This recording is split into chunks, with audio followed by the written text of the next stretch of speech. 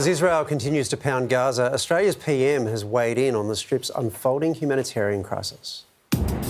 With Palestinians facing a deepening humanitarian crisis, the Hamas-run Gaza government has called for more international help.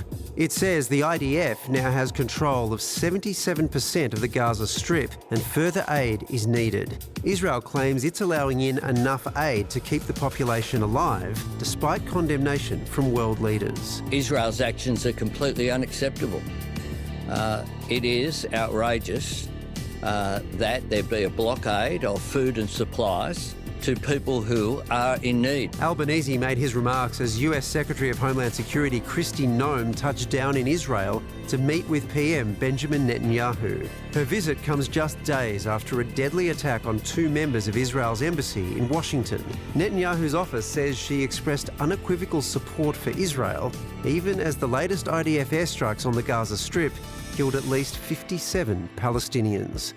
A school turned shelter in Gaza City was bombed, claiming at least 30 lives. And two Red Cross workers were among those killed in another airstrike on Khan Yunis in the south.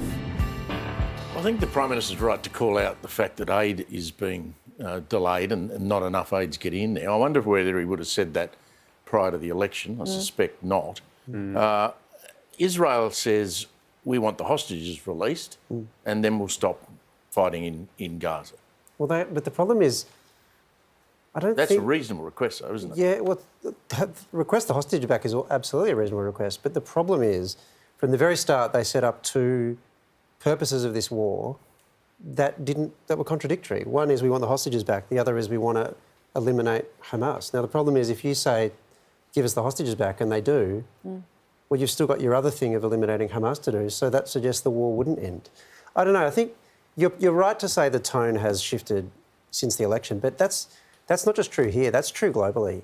And I think the thing that has totally changed the game for a lot of people, sorry, game is the wrong word, you know what I mean, is images of starvation. Yes. Yeah, it's horrific. And of starving kids. Yeah. Yes.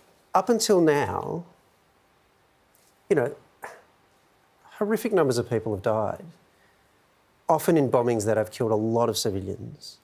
But the argument has always been, well, there was a military target, and so we had to do this, and then Hamas is burrowed into civilian infrastructure. And you don't know whether there's a tunnel under a hospital. I agree, but my point is, that's been the argument. Well, yes, civilians died, but we had to do it.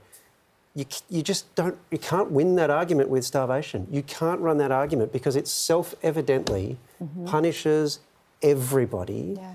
And you're saying you're doing it to apply pressure to get hostages back. Well, that's actually admitting to collective punishment. That's what that is. And that's why the change of tone, even from allies, staunch allies. You've now got three staunch allies. The Israelis will go back to the point that if they hadn't come in on October 7 and slaughtered all these people, none of this would have happened. Of course they will say that. And then you end up in this argument. It's a fact. You know, I'm not denying that that's a fact. I'm just saying, but then you go, well, if you hadn't done this, then October 7 wouldn't have happened. If you hadn't done that, you wouldn't, and you go back and back and back.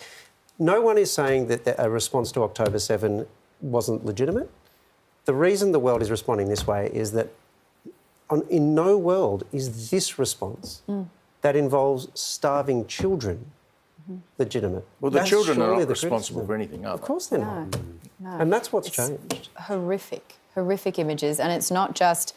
The sentiment now is confirmed. I mean, we're seeing polls and polls and polls. There's one from Oxfam that has come out recently. 82% of Australian voters in this country think that what is happening, the prevention of food, starvation, medicine, supplies, getting to the civilians in Gaza who need it is unjustified. That's what they're saying. And there's a lot of opposition in Israel to this, by the way. Of course there is. It's important to know. Yeah.